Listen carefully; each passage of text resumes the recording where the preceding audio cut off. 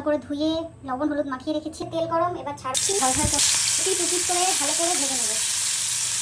আজকে হবে চিংড়ি মাছের মালাইকারি।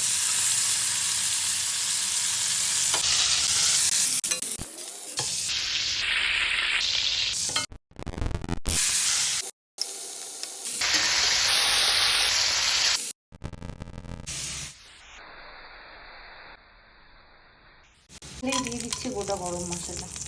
এই মাছগুলো ভেজে তুলে নিয়েছি, সব চিংড়ি মাছগুলো ভেজে তুলে নিয়েছি। গরম মশলা,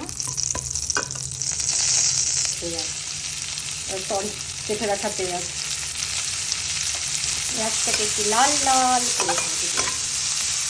মানে মশলা বেটে রেখেছি, পেঁয়াজ, রসুন, জিরে, ধনে আর কাঁচা লঙ্কা কেটে রেখেছি। তো পেঁয়াজটা যখন ভাজা হয়ে যাবে তখন আমি এই মশলাগুলো এখানে অ্যাড করবো। এটার মধ্যে টমেটো দিয়ে দিলাম, টমেটো ভাজা ভাজা। আমি মশলাগুলো সব দিয়ে বেশ সুন্দর করে সব মশলা মিলে ভুনিয়েছি। তো আরও একটু লাল লাল করে ভুনাবো। তারপরে এখানে আমি রেডি করে রেখেছি নারকেলের দুধ।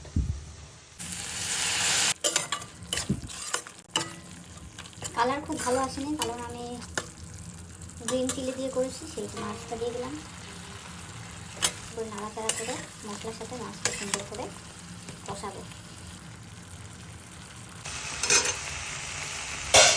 মোটামুটি কষানো কমপ্লিট। দিয়ে দিচ্ছি নারকেল দুধ।